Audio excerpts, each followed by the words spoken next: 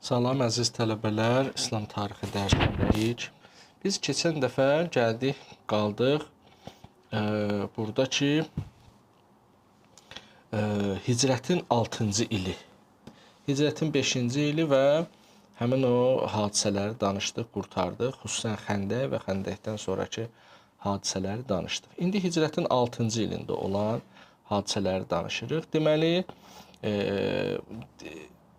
Hicrətin 6-cı ilində artıq Mədinə və ətraf bölgələrdə müsəlmanların nəzarəti altına alınıb onların hamısı və nisbi də olsa sabitlik hökm sürür. Amma İslama qarşı ürəklərində kin olan, düşmənçilikləri olan qəbilələr və tayfalar var və hər an onlar bu sabitliyi poza bilərlər. Ona görə də Peyğəmbər diqqətli olmalıdır, İslam ordusu diqqətli olmalıdır və Peyğəmbər öz kəşfiyyatçılarını göndərməlidir ki, hər yerdən xəbərlər olsun ki, kimlərsə Mədiniyə hücum etməsinlər. Və bu arada Peyğəmbər demişdi ki, müəyyən hərbi taktikalar yerinə yetirir, müəyyən siyasi manevrlar eləyir. Onlardan da biri həmin o qorxutma, cəzalandırma, bu kimi məsələlər idi. Çünki bunların olması çox zəruridir. Bunlar olmadığı təqdirdə müəyyən problemlərlə qarşılaşa bilərdilər və cürətlər yarana bilərdi. Bunların hamısını Peyğəmbər həll eləməli idi. 2 dənə problem var idi, onu Peyğəmbər həll eləməyə başladı. Onlardan biri bu idi ki, deməli, Bəni Nəzir qəbiləsindən olanlar, Bəni Nəzir qəbiləsində 2 nəfər var idi. Biri Hüyey ibn Əxtəb idi. Bəni Qureyzəyə qoşuldu da o Xəndəkdən sonra. O getdi onların yanında qaldı. Sanki onlara bir ürək-dirək vermək istəyirdi. Yəni niyəsə o öldürüldü. Amma o birisi ki var idi, Səllam ibn Əbülhüqeyq. Bu 2 nəfər həmən Qureyşi, yəni Məkkəliləri ayağa qaldırıb, onların maddi təminatını verən və digər müşrik qəbilələrini Xəndək döyüşünə aparan bu kəslər idilər. İndi Hüyey ibn Əxtəb öldürülüb, amma bu adam sağdır. Onun sağ olması da fitnə deməkdir və o yenə də bu işlərini görəcək.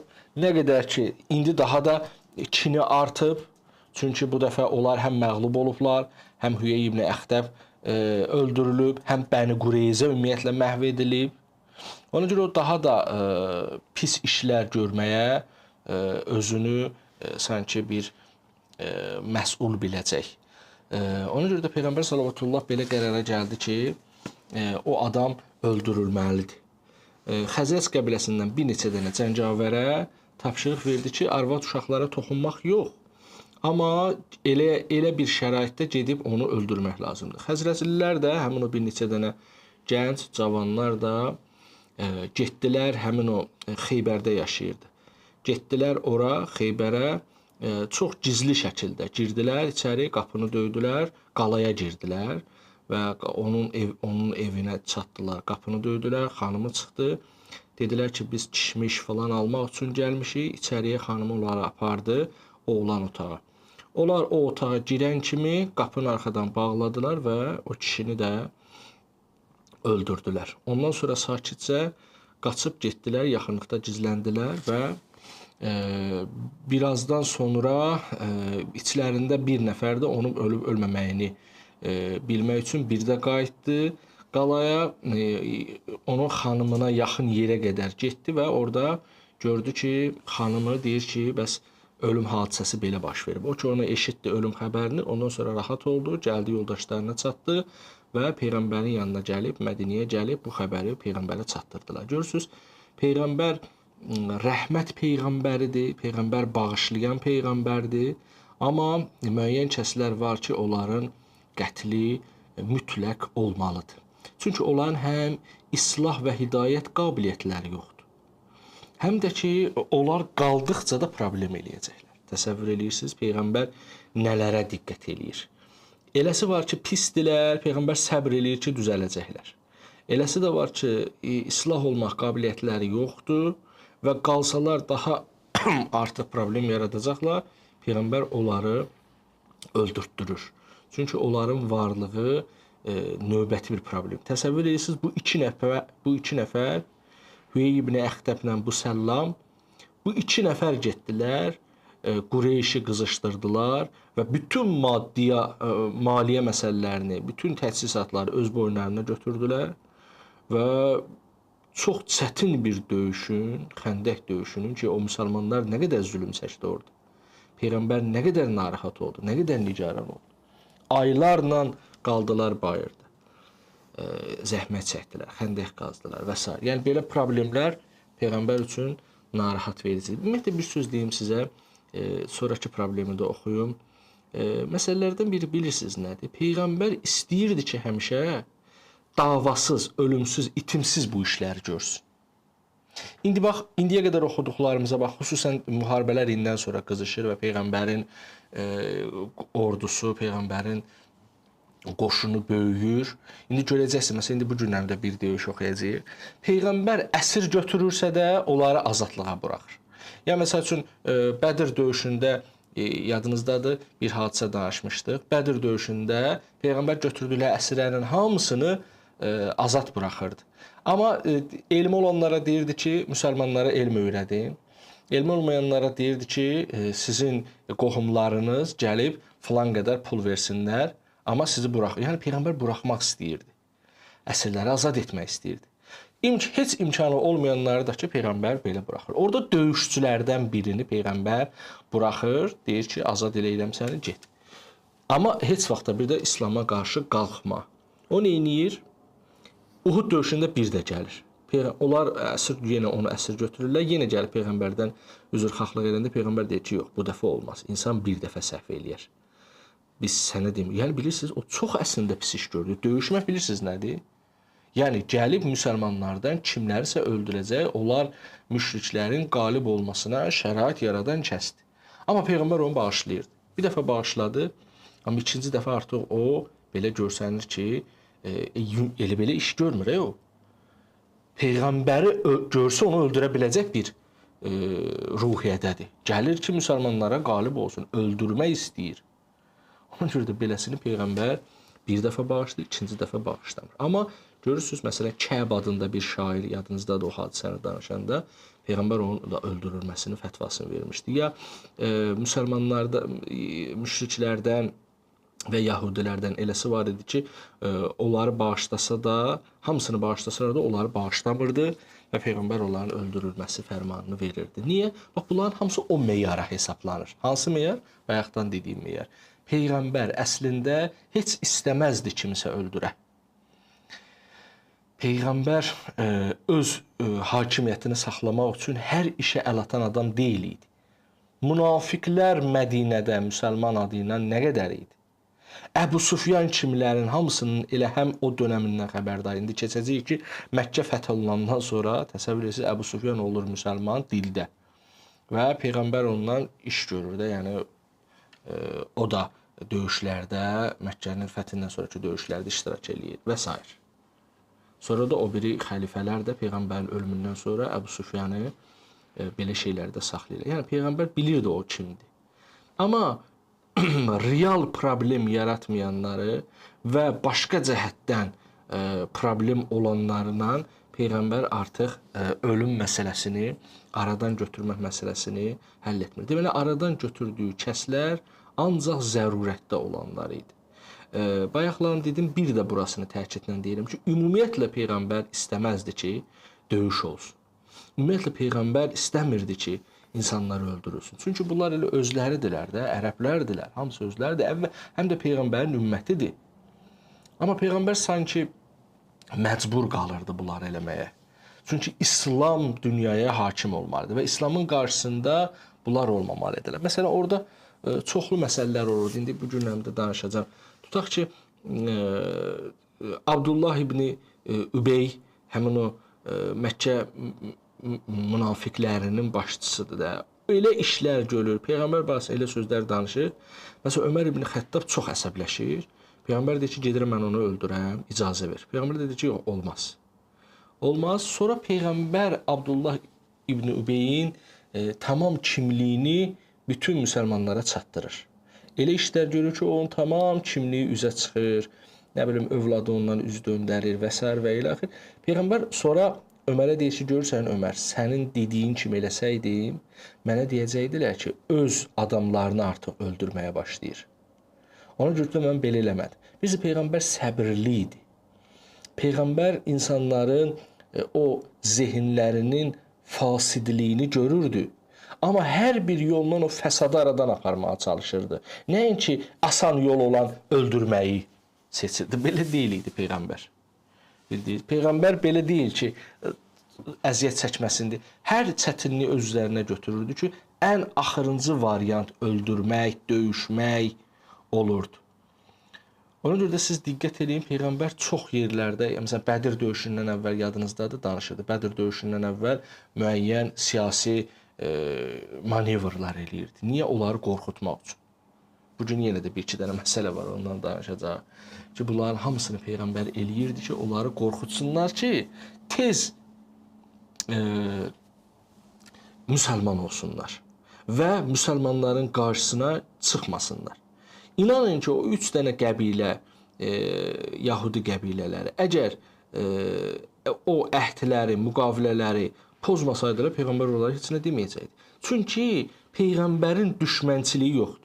Bu Yahudidir, bu Xristiyandır, bu filandır, bunun əvvəli müşrik olub, bu mənimlə belə rəftar edir. Peyğəmbər heç kəslə düşmənçilik eləmir. Amma bütün o cəhdləri hamısı insanların müsəlman olmasıdır. Ona görə də səhv bir deyim var, müsəlmanlar qılınc müsəlmanıdır. Bunun bir tərəfi buna görədir ki, müsəlmanlar qılıncın sayəsində müsəlman olur. Bir tərəfi də budur ki, Peyğəmbər qılıncla insanları müsəlman eləyirdi. Bu düz söz deyil. Bu düz söz deyil. Peyğəmbər zərurətdə qılıncı əl atırdı. Peyğəmbər məcbur qalırdı. Peyğəmbər ən çox təbliğ eləyirdi. Təbliğat zahatından Peyğəmbər qədər əziyyət çəkən olmuyor. Nə qədər Quran oxuyurdu, nə qədər rəftar edirdi. Biz Peyğəmbər o qədər səbirli olurdu, o qədər müharibəsiz, döyüşsüz olmasına səbr eləyirdi ki, o dəli dolu cəngavərləri, müsəlmanları narahat olurdular. Hətta neçə dəfələrlə özlərini saxlaya bilməyib Peyğəmbərə etirazlarını da bildirirdilər. Əlbəttə bunun özü də pis şeydir. Bir tərəfdən belə idi ki, onlar dözə bilmirdilər. Bu tərəfdən də Peyğəmbərin elədiyinə sanki bir belə deyək etiraz kimi nümayiş elətdirirdilər. Biz bunu ən mükəmməl şəkildə Məkkənin fəthində görəcəyik. Bir neçə dərsdən sonra Məkkənin fəthinə çatacağıq. Məkkənin fəthində görəcəksiniz ki, Peyğəmbər necə çalışır, necə diqqətlidir ki, Məkkəni fəth eləyəndə heç bir müharibə olmasın və müvəffəq də olur.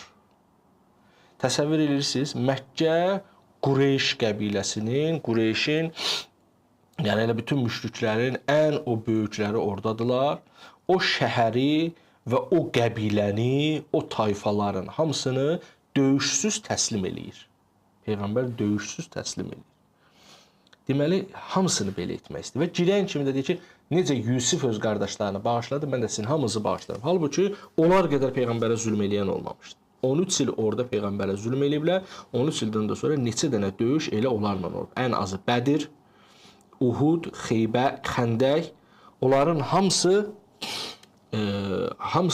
elə deməli Qureyşlə olub. Amma Məkkəni fəth eləyən kimi dedi ki, mən hamınızı bağışlayıram. Hamınızı bağışlayıram, amma bir-iki dənə şərtim var. Yəni bax bunu yadımızda saxlamalıyıq ki, Peyğəmbərin işi necə idi. Başqa bir mövzumuz budur ki, Qureyşin uzaq görənləri artıq canlarına vəlvələ düşmüşdü ki, deyəsən Peyğəmbər yavaş-yavaş müvəffəq olacaq. Deyəsən hər yeri qalib gələcək. Əlbəttə bu hər adamın ağlına gəlməzdi. Hər adamın ağlına gəlməzdi. Amma Əmr ibn As çox hiyləgər insan idi.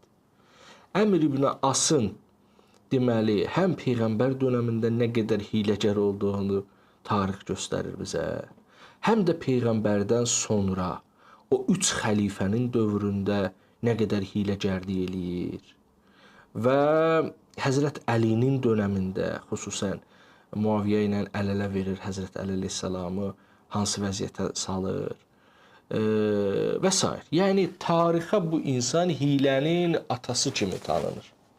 Görün o hələ hansı döyüşlərdir ki, hələ bilirsiniz qabaqda nə qədər döyüşlər var. Amma o indidən hesab kitab eləyir ki, bu adam Ərəbistanı deyəsən ələ keçirəcək. Görün nə qədər siyasətçil və uzaq görən insandır. Yenə deyirəm də elə işlər görürdü ki, elə işlər görürdü, hiyləgərliklə özünü necə lazımdırsa aparırdı. Heç vaxtı da problemlə üzləşmir. Çox hiyləgər insan idi və Həbəşistana gedir. Yadınızdadırsa bir dəfə də əvvəldə getmişdi. Peyğəmbər dönəmində Məkkədə çətinlikdə olanlar ki, əzab-əziyyətdən, müşriklərin əzab-əziyyətindən Peyğəmbərə şikayət edilər. Peyğəmbər 2 dəstəni göndərdi.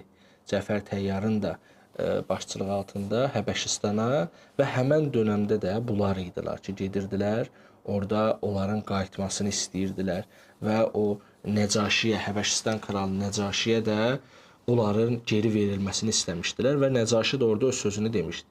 İndi bu dəfə də yenə getmişdi ora və Həbəşistan kralı üçün də yenə hədiyyələr alıb aparmışdı. İstəyirdi ki, onun yanında bir xoş adam kimi qalsın və təsadüfən Peyğəmbər də həmən dönəmdə məktub göndərmişdi Nəcaşiyə, həmin o Həbəşistan kralına. O məktubu da deməli Əmr ibn Ümeyyə Zəmiri adında bir elçisi ilə göndərmişdi. Onu orada görən kimi Əmraz çox narahat olur və Həbəşistan kralı ilə görüşür. Görüşdə Həbəşistan kralı deyir ki, yenə də mənə hədiyyələr gətirmisən. Deyir ki, bəli. Deyir ki, amma bir də bir məsələni demək istəyirəm ki, bax bu gələn adamlar bizlə düşmən olan adamın nümayəndəsidir. Xahiş edirəm ki, icazə ver biz onu öldürək. Tarix yazır ki, Nəcaşi Əmrasa möhkəm bir şillə vurur. Möhkəm bir şillə vurur və ona bəzi sözləri deyir. Deyir, sən məndən nəyi istəyirsən? Sən istəyirsən ki, vəhy mələyinin Musaya nazil olduğu kimi Muhammed Əleyhisselama da nazil olduğu bir şəxs ki var, yəni o Muhammed Əleyhisselamdır da, bu şəxsin nümayəndəsi gəlib mənim yanıma. Mən onun nümayəndəsini sənə təhvil verim. Allaha and olsun ki, o Muhammed Əleyhisselam haqdır və o düşmənlərinə qalib gələcək. Baxmayaraq ki, Əmrası vurur, baxmayaraq ki, Əmrası yəni təhqir eləyir də orada vurmaqla, hətta tarix yazır ki, az qala burnu sına, o cürə möhkəm vurur. Amma Əmras deyir ki, sonradan deyir ki, o kişinin belə deməsi, deyir, məndə artıq İslam dininə meyil yaratdı. Niyə? Hiyləgərdir axı. Ona görə meyil yaradıb ki, deməli, bu kral da siyasət adamıdır və eyni zamanda dindən də bilir və bunun dünya görüşünə əsasən bu Peyğəmbərdir və əgər Peyğəmbərdirsə kitablarına əsasən bu hakim olacaq. Bu dünyaya hakim olacaq. Ona görə deyir, artıq məndə İslama qarşı meyil yarandı. Niyə? Çünki bu dəfə mənfəəti İslamdadır. Özüm istəyirəm buradan bu adamlarda, bu simalarda tanıyasınız ki, sabah o biri dərslərdə imamların həyatı dərslərində imamların da tarixini keçəcəyik. Məsəl üçün bu il, keçən il tələbələr bu İslam tarixini, Peyğəmbərin həyatını bitirib imamların həyatına keçiblər. İndi siz də ola bilsin ki, gələn il imamların həyatı dərsinə qoşulasınız. Onun üçün burada bəzi şəxsiyyətlər barəsində sizə elə indidən göstərirəm ki, baxın, görün necə hiyləgərdir. Deyir, mən Muhammedin dininə meyilləndim, amma bunu dostlarımdan gizli saxladım. Deməli, meyillənmə o deməkdir ki, yəni müsəlman olum ki, sabahları mənə mənfəət çatsın və istədiyi kimi də oldu. İndi gələcək dərslərdə görəcəksiniz ki, Bizansla olan müharibələrdə, Əbu Bəkirin Ömərin dönəmindəki müharibələrdə o hansısa qoşunlara onu sərkərdə təyin edirdi, yəni həmən cəbhə üzrə qoşunlara sərkərdə təyin edirdilər və onu Şamın valisi qədər etdilər. O Şamı aldılar və Şamın valisi elədilər. Orada o qədər pul oldu, o qədər sərvəti oldu.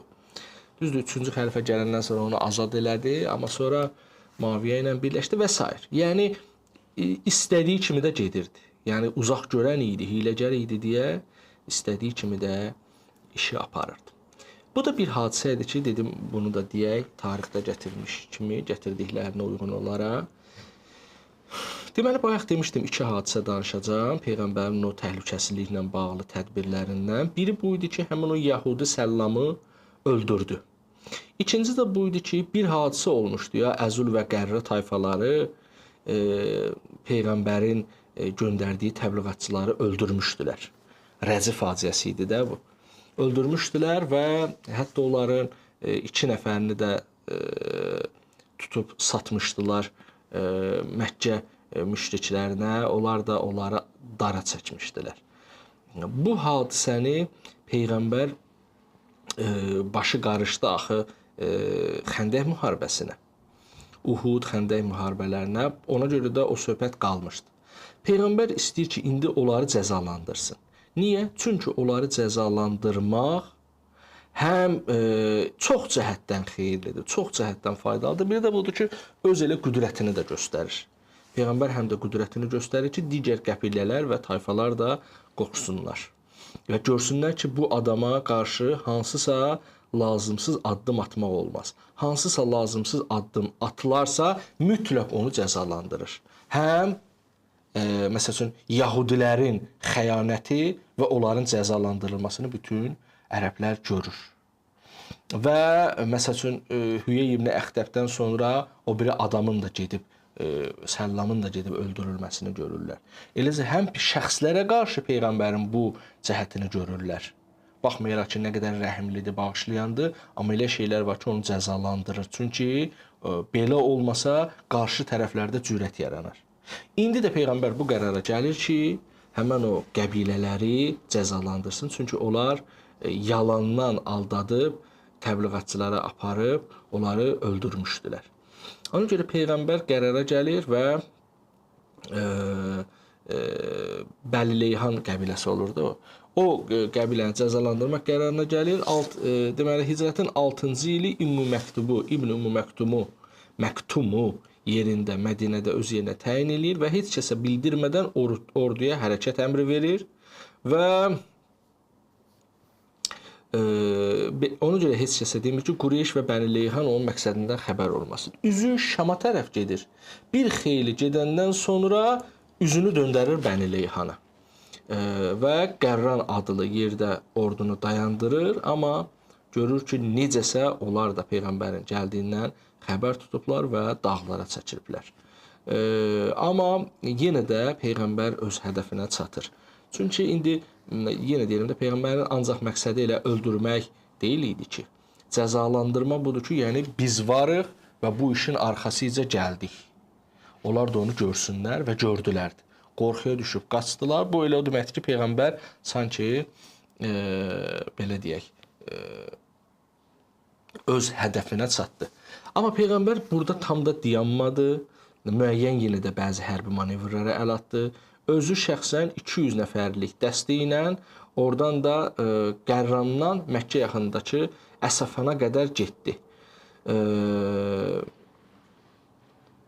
Deməli, və bu şeylərin hamısını sonra 10 nəfəri Peyğəmbər Məkkə ətrafına kəşfiyyata yolladı. Qureyş müşrikləri İslam ordusunu bu manevrlarını öz gözü ilə görürdü. Burada həm də Qureyşi də qorxudurdu Peyğəmbər. Peyğəmbər həm də Qureyşi də qorxudurdu. Zaten Qureyşlə olan döyüşləri bitdi elə bundan sonra. Xəndəkdən sonra Qureyşlə olan döyüş bitdi. Bu kimi şeylər artıq Qureyşi qorxudurdu. Qureyş Bədirdə, Uhudda, Xəndəkdə ki, heç qələbə çala bilmədi, artıq günü-gündən də müsəlmanların güclənməsini görürdü və görürdü ki, müsəlmanlar dayanmır, kimlər ki ona nəsə eləyir, hamısının əvəzini çıxmağa çalışır. Məsələn, Bəni Leyhanla gör necə rəftar eləyir. Onlar qaçıblar, amma əl çəkmir və belə axıra qədər və bunların hamısını da göstərir. Peyğəmbər adam göndərir ki, gedin görün Məkkə müşrikləri bizim bu manevrlərimizi görür, görmür və gördü ki, gördülər. Peyğəmbər gəlib xəbər çatdırdılar ki, bəli ya Rəsulullah, onlar müsəlman ordusunun bu manevrlarını gördülər. Ondan sonra Peyğəmbər qərar verdi ki, indi Məkkəyə dönürük. İndi Məkkəyə dönürük. Yəni istəyimə çatdım. Görürsüz, məqsədi adam öldürmək deyil. Görürsüz, məqsədi adam öldürmək. İndi birazdan bir dənə də hadisə danışacağıq. Orada da axıra qədər getmir. İşi budur ki, qorxutsun ki, onlardan zərər gəlməsin. Ya sabahları onlara hücum olunma təhlükəsini görsünlər, tez İslamı qəbul eləsinlər. Doğrudan da elə bu şeylər də özünü göstərir. Elə qəbilələr var ki, Peyğəmbər ordusu gücləndirildikdən sonra artıq çox qəbilələrə heç gedib döyüşməyə ehtiyac olmurdu. Elə özləri bir-bir gəlib, indi özünüz görəcəksiniz Məkkənin fəthindən sonra. Özləri gəlib İslamı qəbul edirdi. Çünki görürdülər ki, yəni başqa variantı yoxdur. Ya döyüşməlidirlər, ya təslim olub bütləri sındırmalıdırlar. Ona görə də özləri gəlirdilər. Niyə? Bax, Peyğəmbərin bu hərbi manevrlərinin sayəsində idi. Peyğəmbər elə belə istəyirdi. Deməli, onlar qaçdılar. Bu tərəfdən də özünü Qureyşə göstərdi və Qureyş də bunu gördü və bunun da çox təsiri olur. Ondan sonra qayıdırlar Mədinəyə tərəf. Amma Cabir ibn Abdullah deyir ki, Peyğəmbərdən eşitdim ki, qayıdandan sonra deyirdi ki, səfər yorğunluğundan, get-gəlin çətinliyindən və həyatdakı acı hadisələrdən Allaha pənah aparıram. Öz-özünə deyirmiş də Peyğəmbər. Ya indi necəsə belə. Bu onu göstərir ki, Peyğəmbər çox yorulurmuş. Bu onu göstərir ki, Peyğəmbər çox çətinlikdəymiş, çox sıxıntıdaymış. Bilirsiniz, əvvəl demişdim sizə, yenə də deyirəm, onlar da Peyğəmbər onları düşmən bilmir deyə. Peyğəmbərin bir hadisəsi var, o Taifə gedəndə də Peyğəmbəri vururlar. Ya Taifdə olan hadisədir bu, orada deyir, ya da ki, deyəsən Uhud döyüşündə olanda da. Hər halda Peyğəmbər bir dəfə belə demişdi, Peyğəmbəri vururlar, qanıyır, ağzı, dişi qanıyır və orada Allaha deyirdi ki, ilahi, mən onları bağışlayıram. Mən onları bağışlayıram, onlar bilmirlər. Belə deyirdi ki, qəza və qədər Allah onları cəzalandırmasın. Yəni Peyğəmbərə, yəni bir dənə yetimə problem yaratmaq insanın başına nə bəlalar gətirər? Məzlum, yetim, seyyid, nə bilim, yaxşı bir mömin və s. də acı bir heyvana, məzlum bir heyvana zülm eləmək qəza və qədərdə necə pis təsirə malikdir. Həmin insan bədbəxt olar, düzdür? Bu dəfə Allahın Peyğəmbərinə qarşı belə bir şey olsa nə olar? Bədbəxt eləyər olar da, qəza və qədər onları məhv eləyər. Bu vaxtı Peyğəmbər tez qəza və qədərə sanki növbəti bir belə deyək, mesaj göndərirdi də ki, qəza olmasın, onlara bəla gəlməsin və deyirdi ki, onlar bilmirlər. İndi Peyğəmbər həm səfər yorğunluğudur, get-gəldir, çətinlikdir, acı hadisələrdir. Yəni Peyğəmbərə xoş deyil idi ki, getdik biz filan yerdəkiləri öldürdük, əla, gözəl. Bilirsiniz, həm qələbə qazanır ki, İslam hakim olacaq dünyada. Bu gün gəlib 1400 ildən sonra bizə çatıb, oturmuşuq və Peyğəmbərin o əziyyətlərinin, zülmlərin sayəsində bizə gəlib çatan dini götürürük, oxuyuruq, öyrənirik, əməl eləyirik, ləzzət aparırıq. Amma bunlar elə belə ərsəyə gəlməyib. Peyğəmbər istəyirdi İslam qalib olsun. Amma eyni zamanda müharibə elədiyi kəslər kim idi? O, onun ümməti idi də. Peyğəmbərin xoş deyil. O ümməti öldürmək, ailə uşağını əsir etmək. Düz deyə, o ailə uşaqlarının hansını əsir eləyirdisə, sonra onları buraxırdı, onlara qəti şəkildə narahatçılıq vermirdilər. Əsirlər, indi neçə dənə əsirlərə aid olan hadisələrdən danışacaq gələcəkdə. Görəcəksiniz ki, əsirlər əsirlikdən sonra o dəqiq İslamı qəbul edirdilər. Gözəlliyə vurulurdular. Və əsirlər indi bir yer var, bir döyüşdən sonraki əsirlər var. Onlar elə şey görürdülər ki, deyirdilər ki, Peyğəmbər müsəlmanlara elə əmr vermişdi ki, biz elə baxmayaraq ki, əsirik, onlar bizlə öz paylarını bölürdülər. Yemək paylarını böldü. Yəni kimlər? Müsəlman qoşununun döyüşçüləri də, müsəlman qoşununun döyüşçüləri öz əsirləri ilə eyni yemək yeyirdilər. Yəni o qədər Peyğəmbər deyirdi ki, əsirlərə qarşı diqqətli olun, arvad, uşaq, qocalara qarşı. Niyə? Yəni ki, bu o deməkdir ki, mən sizə qarşı düşmənçiliyim yoxdur. Əslində siz dediyimi eləsəz heç döyüşmərəm də. Amma neyiniyim ki, İslam dünyaya çıxmalıdır. Siz imkan vermirsiniz. Mən təbliğat aparım. Məsələn, bir dənə də söz deyim sizə. Əgər o Məkkə müşrikləri və bunun kimi böyüklər icazə versəydilər, Peyğəmbərin qabağını qılıncla kəsməsəydilər, Peyğəmbər heç kəsə qılınc qaldırmazdı ki. Deyərdi, özü danışardı, danışdıqca da hidayət olanlar onun ətrafına hidayət olardılar və Peyğəmbər bu dəfə onları döyüşçü kimi yox, təbliğatçı kimi yetişdirərdi və göndərərdi Ərəbistanın dörd bir tərəfinə. Diqqət eləyin buna, bəlkə də bu sözü birinci dəfə də eşidirsiniz. Diqqət eləyin. Peyğəmbərin ətrafına necə oldu? 13 il Qureyş, yəni Məkkədəkilər Peyğəmbərin ətrafına zülm elədilər. Yəni fiziki təzyiq göstərdilər. Ona görə Peyğəmbər də orada heç nə eləyə bilməsə də getdi qoşun topladı. Ki eləməyin, icazə verin mənə. 13 il orada onu başa salmağa çalışdı ki, ay Məkkə müşriklər, mənlə işiniz yoxdur. Təbliğ eləyirəm, kim mənə tərəf gələr, gələr, gəlməz, gəlməz. Peyğəmbər təbliğat işi ilə məşğul oldu. Orada bir dəfə əlin qılıncı atdı, yox. Düzdürmü? Deməli, əgər onlar belə eləməsəydilər, Peyğəmbər elə təbliğ eləyəcəkdi, təbii ki, təbliğat nəticəsində də ətrafı çoxalırdı. Ətrafı çoxalanda onları mübəlliğ yetişdirəcəkdi və bu mübəlliğləri dünyanın dörd bir yerində, hələ Ərəbistanın dörd bir yerinə göndərəcəkdi və bu göndərmələr nəticəsində də onlar hidayət olacaqdılar və müsəlmanlar belə-belə hidayət olacaqdılar. Döyüşlərə də ehtiyac qalmayacaqdı. Çünki bu din insanların fitrətinə uyğundur axı. İnsanların fitrətinə uyğundur. Amma neynədilər? İcazə vermədi. Ona görə Peyğəmbər məcbur qalırdı, qoşun toplayırdı. Amma bu dəfə də yenə, mən nəyi çatdırmaq istəyirəm əzizlər, bəlkə yoruram sizi. Bunu çatdırmaq istəyirəm ki, yəni Peyğəmbər döyüşə meyilli deyildi. Peyğəmbər adam öldürməyə meyilli deyildi. Və adam öldürmə Peyğəmbər üçün narahat idi. Niyə? Çünki o ölənlər ki var, onların hamısının balaları yetim qalırdı, ailələri başsız qalırdı. Və Peyğəmbərin ümmətidir bunlar. Ona görə də Peyğəmbər üçün, yəni, xoş deyil idi. Ona görə buyurur ki, səfərin yorğunluğundan, get-gəldən, həyatdakı acı hadisələrdən Allaha pənah aparım. Özüm bax buralarını deməyə çalışıram ki, qoy o dönəmin tarixini xronologiya kimi oxuyub getməyək. Elə hiss eləyək ki, Peyğəmbər nə çəkirdi.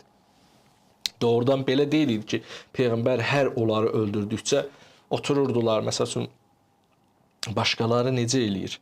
Otururlar, yeyirlər, içirlər və qələbəni qeyd eləyirlər. Amma Peyğəmbərin öldürdüyü kəslər kim idi? Onun ümmətindən idi. Düzdür ki, Peyğəmbər ki, onları öldürürdü, bəlkə də fəsadlarının qarşısını kəsirdi.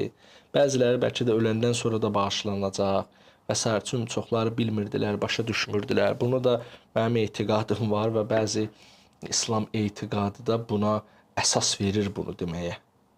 Bilirsiniz, onların bəzilərinin öldürülməsi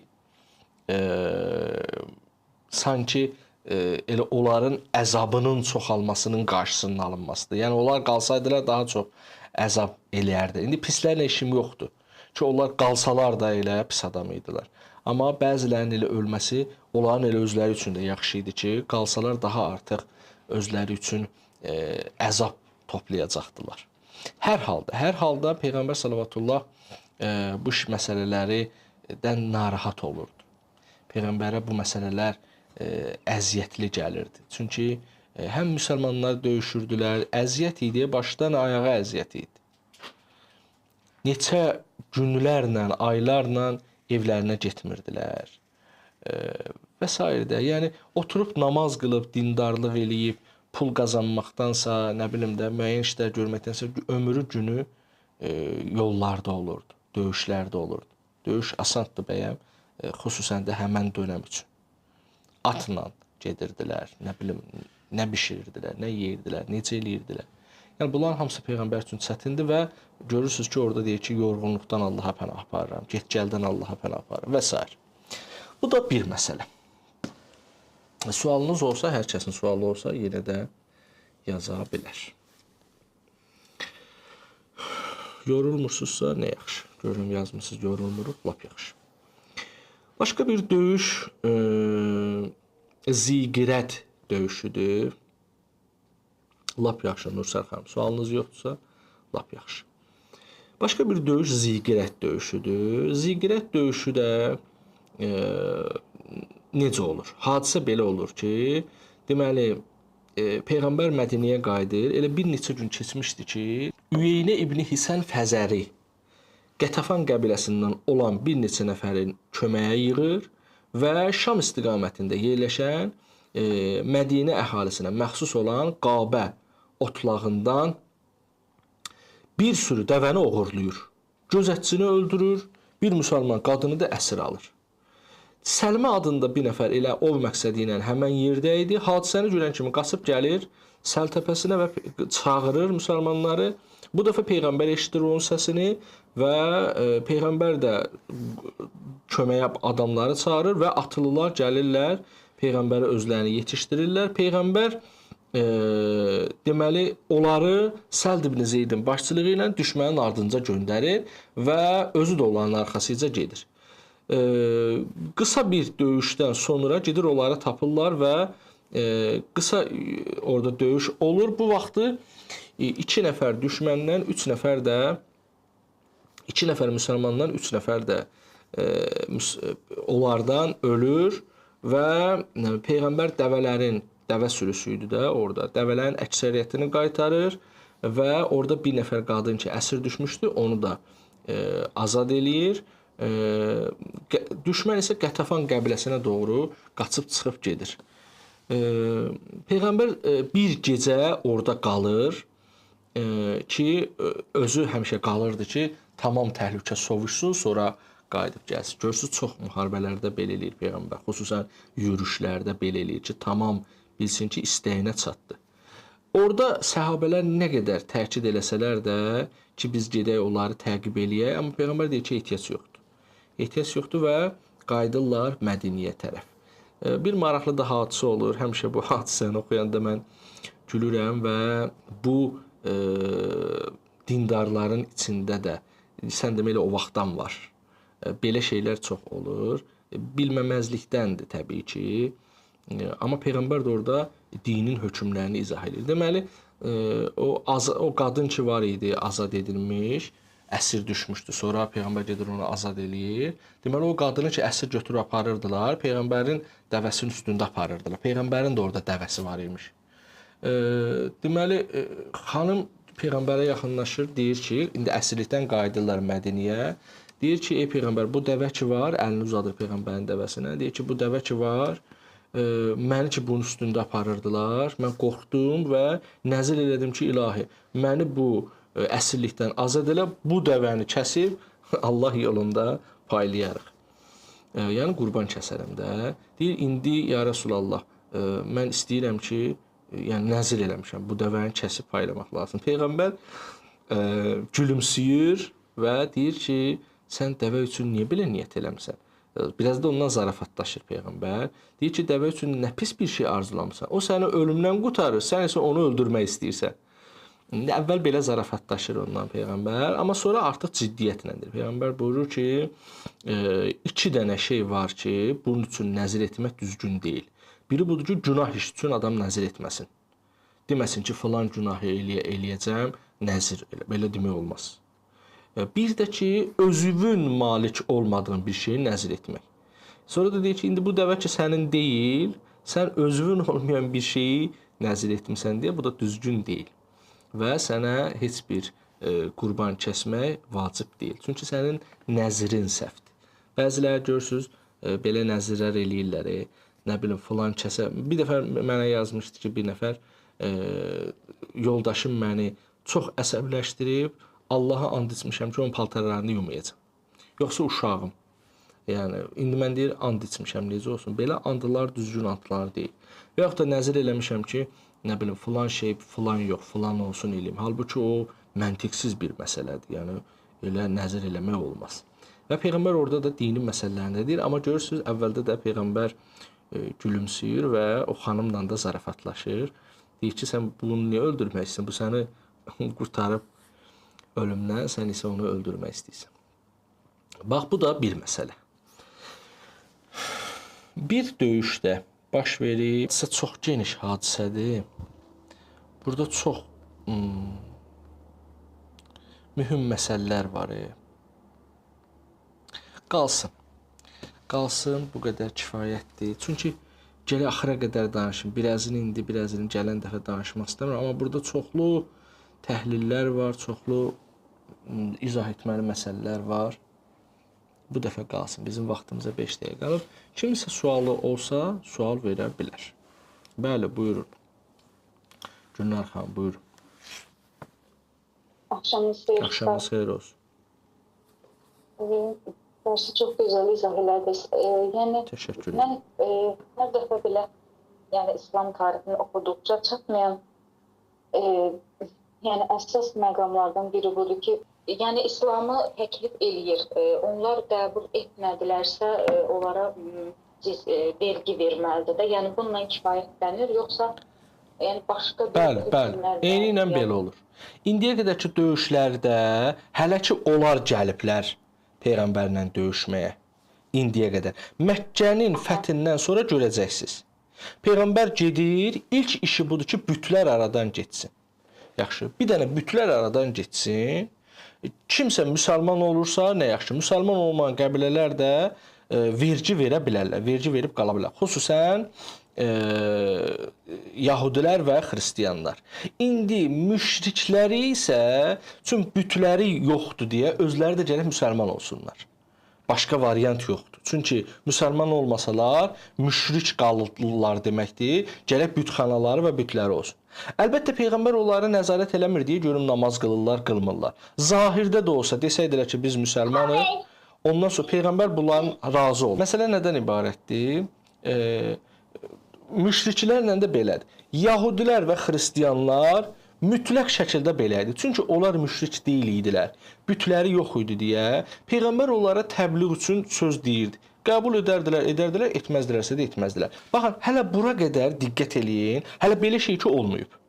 Ancaq Mədiniyə hücum olunur. Görürsünüz? Hələ bura qədər belə şey olmayıb. Yəni belə deyil idi. Bax, bura qədər siz tarixdə iştirak eləmisinizsə görmüsünüz də.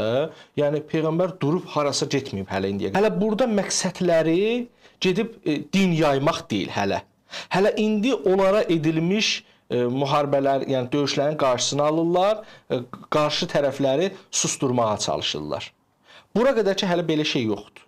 Yəni belə təsəvvür yaranmasın ki, nə edirdi? Peyğəmbər dururdu ki, getdi indi onları müsəlman eləyəcək. İndi getdik bunlar. Hələ belə şey yoxdur. Amma indən sonraki, Məkkənin fəthindən sonra görəcəksiniz ki, bəli, Peyğəmbər belə deyirdi. Amma necə deyirdi? Deyirdi ki, Xristiyanlarla Yahudilərə qəti şəkildə bir şey demirdi. Deyirdi ki, təbliğ elirdi, başa salırdı. Qəbul etsələr ediblər, nə əla olublar bunlar kimi. Qəbul etməsələr də deyirdi ki, biz sizi onsuz da mənim ölkəmdir deyə. Və Peyğəmbər də sistem qurub, bax, yeni bir dövlət yaradıb, o da onun rəhbəridir. Mənim ölkəmdə qalırsınız, amma elə belə öz başına da olmaz. Bac xərac verəcəksiniz. Bir dənə də sözü deyim. Deyəsən əvvəllərdə demişəm, ya gələcəkdə deyəcəm. Çünki tarix dərslərində bunu adətən deyirəm. Elə indi xanımın sualının içində bunu da deyim ki, onlar ki, bac xərac verirdilər, onlar müsəlmanların verdiyi vergi olanlarından daha çox idi. Müsəlmanlar xumus verirdi, zəkat verirdi. Bu, onların verdiyinə belə deyil ki, Peyğəmbər onlardan bac xərac alırdı və bu çox ağır vergi idi. Sanki belə deyil idi. Çünki onlar, həm də niyə alırdı onlardan? Onlar Xristiyan, Yahudi olduqlarını cəhətindən deyil idi tam. Ona görə idi ki, siz müsəlman deyilsiniz deyə xumus vermirsiniz, zəkat vermirsiniz. Bəs bu dövlət nə ilə qalmalıdır? Ümumiyyətlə, bütün dövlətlərin qalma səbəbi vergilərdir də. Vergi yığılır Beytulmala və o Beytulmaldan bütün dövlətin qoşunu, ordusu və s. hər şeyi təmin olunur. Düzdürmü? Onlar isə müsəlman deyil deyə xumus vermirdilər, zəkat vermirdilər və belə olmaz ki, sən yaşadığın ərazidə aman-amanlıqdasan, Peyğəmbər, yəni İslam ordusu səni qorusun, sən özün də heç bir kömək eləməyəsən belə olmaz. Ona görə onlardan vergi alırdı ki, o vergini də qatırdı Beytulmala ki, döyüşçüləri hərə maaşları verirdi, döyüşçülərə maaş verirdi. Elə belə olmurdu ki, döyüşçülərə maaş verirdi, təchizat olunurdu onlar və s. və ilə axır. Yaxşı. Ona görə də bu da bu cəhətdən. Bu bir məsələ. Deməli, bu birisi proses isə Məkkənin fəthindən sonra baş verirdi. Xristianlar, Yəhudilər bildiyi. İndi müşriklərlə nə danışırdı Peyğəmbər? Müşriklər deyirdi ki, heç kəs bütə ibadət eləyə bilməz və büt qalmamalıdır. Ümumiyyətlə, Allahın şəriki olmamalıdır. Bu söhbət çıxmalıdır. Xristianlar və Yəhudilər Allaha şərik qoşmurdular. Düzdür ki, dinləri artıq səhv idi, batıl olmuşdu, dinləri artıq qüvvədən düşmüşdü. Amma Allaha şərik qoşmurdular deyə Peyğəmbərin işi hamının məcbur şəkildə mömin olması deyil idi. Diqqət eləyin, ona görə bayaqlar deyirəm ki, qılınc müsəlmanı deyil bunlar. Peyğəmbər görürsən, Yahudiləri, Xristianları bir dəfə də qılınc çəkmir. Məsələn, Yahudilər başqa şey eləyirlər, xəyanət eləyirlər, ona görə onlara qılınc çəkir. Müsəlman olun deyə qılınc çəkmir onlara. Diqqət eləyin. Xristianlar isə ümumiyyətlə qılınc çəkmirlər deyə Peyğəmbərin onların işi yoxdur. Yəni Peyğəmbər qılıncla müsəlman olmalısınız, mömin olmalısınız güdmür belə. İstəyər hamı mömin olsun, amma heç vaxt onu qılıncla eləmir. Bəs müşriklərdən nə istəyir? Müşriklərə deyir ki, mənim işim budur ki, məsələn, müşriklər gedib xristian olsalar, yəhudi olsalar, Peyğəmbər onların işi yoxdur. Ya gedib, məsəl üçün nə, məsələn, gedib yəhudi, xristian olmalısan, ya da müsəlman olmalısan. Desən ki, müşrik qalıram, olmaz. Müşrik odur ki, sən mənim ölkəmdə, mən ki, Allahın Peyğəmbəriyəm, Peyğəmbərin ölkəsində sən bütə sitayiş etmək istəyirsən, olmaz. Yaxşı, bu bir məsələ. İkinci məsələ budur ki, da gedib evlərinin içinə girib onlara baxmır deyə ki, görüm nədir, necədir. İstəyirdi ki, bu cəmiyyətdən müşriklik, bütpərəstlik aradan getsin. Ona görə də gedirdi, bəzən onlara deyirdi ki, siz gələcəksiniz, bütlərinizi sındırmalısınız, müşriklikdən çıxmalısınız. Onlar da istəsəydilər, yəhudi olardılar, xristiyan olardılar və müsəlman olardılar. Necə istəyirsilər olardılar. Hər üçünü olmaq icazələri var idi. Amma müşrik qala bilməzdilər. Bir dənə müşrik qala bilməzdilər. Görürsünüz, Peyğəmbər onları mömin olması üçün əlini qılınca atmırdı. Peyğəmbər ictimai düzəni düzəltmək və Allahın şərikinin, bütlərin aradan getməsi üçün çalışırdı. Qalan isə onların öz ixtiyarlarındaydı və Peyğəmbər kimin namaz qılıb qılmamasına heç vaxt diqqət eləmirdi və belə bir mexanizm heç vaxt qoymamışdı. Hətta müşriklər bəzən tam dildə iman gətirdilər. Bəziləri ürəkdən iman gətirmirdilər, amma başqa variantları yox idi deyə iman gətirdilər. Peyğəmbər buna qane olurdu. Məsələn, siz sual versəz ki, niyə Peyğəmbər bilirdi ki, bu keyfiyyətsiz iman gətirib də, bu yalandan iman gətirib. Niyə bunu istəyirdi ki, ondan sonra öz dinində qalsaydı olmazdı. Onun dini yox idi. Məsələ budur, o bütpərəst idi. Məsələn, bu ona oxşayır ki, bir nəfər adam, indi bilmirəm də nə misal çəkim, məsələn, ağlıma bu gəlir. Bu dövlətdə bir nəfər tutaq ki, istəyir kişi, istəyir qadın, çox üzr istəyirəm, tamam üryan şəkildə çıxsın, küçədə gəzsin. Belə olsa, polislər onu saxlayarlar, saxlamazlar, saxlayarlar. O adam desə ki, qardaş, mənim öz şəxsi işimdə mən biabır oluram, qoy mən olum. Məsələn, bir xanımdır, belə eləsə. Yaxşı, xanım deyir ki, mən biabır olmuram, qoy mən olum. Sən buna qarışa bilməzsən, belə deyə bilər. Polis deyər ki, sənin biabır olmağın o tərəfə, amma ictimai problem yaradırsan sən. Yaxşı. Asayişi pozur. Və s. Yəni qayda, qanunları pozur. Ümumiyyətlə belə şey olmaz. Baxmayaraq ki, onun öz şəxsi işidir. Ona görə də elə şey var ki, sənin şəxsi işin olsa da, amma ictimai cəhətdən qəbul edilməzdir. Görürsünüz, yenə deyirəm, bunu dəfələrlə deyirəm. Onu çatdırmaq istəyirəm ki, bu qılınc dini deyildi, ona görə dəfələrlə deyirəm. Ona görə də, deməli, Yahudilər və Xristianlar Peyğəmbər istəyən kimi dində deyirlər və möminlik etmirlər. Çünki real Peyğəmbəri qəbul etmirlər, namaz qılmırlar və s. Hədəflərinə də çatmırlar, Allaha bəndəlik də eləmirlər. Amma Peyğəmbər onların hidayəti üçün təbliğ eləyir. Amma bu birisilərlə qılıncla danışır. Yəni, qılıncı hələ əlində tutub, onları öldürmür. Qılıncı əlində tutub ki, bütü aradan aparmaz. Mən bütü aradan aparmaq üçün qılıncı əlimdə tutmalıyam. Amma Yahudilərlə, Xristiyanlarla qılıncı əl atmır. Neyinir? Onlarla hidayət üçün danışır, təbliğat aparır. Ki hidayət olarlar, olmazlar. Müşriklərlə də din cəhətindən eləmirdi bunu. Bax buna diqqət eləyin. Müşriklərlə ki qılıncla gedirdi onların üstünə, dinə görə getmirdi ki, onlar mütləq mömin olsunlar. Onların bütlərini aradan aparmaq istəyirdi. Onları müşriklikdən, bütpərəstlikdən çıxartmaq istəyirdi. Çünki peyğəmbərin real yanında bütpərəstlər var idi. Məsələn, bu hadisəni danışım sizə. Bunu da danışım, sonra Gülnar xanımın əgər sualı tam cavabı olmamış olsa, yenə də sualını verər. Buna diqqət edin, bir hadisə baş verdi. Bu çox yaxşı sual oldu əslində. Elə dərsimizin indiyə qədər dediyim yerlərini təkmilləşdirdim. Çox yaxşı oldu burası. O mövzuya keçməkdənsə bunu danışmağım çox yaxşı oldu. Yaxşı ki, o mövzunu saxladım, amma qoy bunu deyim. Diqqət edin buna. Məsələn, bir dəfə Peyğəmbər sallallahu piş namaz durmuşdu, namaz qılacaqdı. Əli əleyhissalam da gəlib oturmuşdu birinci cərgədə. Bir nəfər kişi gəldi, dedi ki, ya Əli, bura mənim yerimdir, buradan dur. Bu sözdə Həzrət Əliyə qəribə gəldi. Ki, necə yəni mənim yerimdir? Mənim yerim sözü var, kim harda oturar da, hamısı cəmaat da, piş namazda kim harda durmasının nə fərqi var? Əli əleyhissalam da dedi ki, yox durmuram. Elə özü bilərəkdən dedi.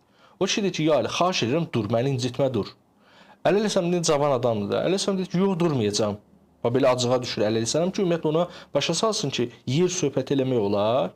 Peyğəmbər piş namaz durmuşdu, qarşıdaydı. Çöndü arxaya, dedi ki, ya Əli dur. Əli əleyhissalam durdu, o kişi oturdu. Sonra hamı çıxıb gedəndən sonra Peyğəmbər Həzrət Əliyə dedi ki, ya Əli, oranı qaz, həmin oturduğun yer ki var idi, səhv, həmən yeri qaz.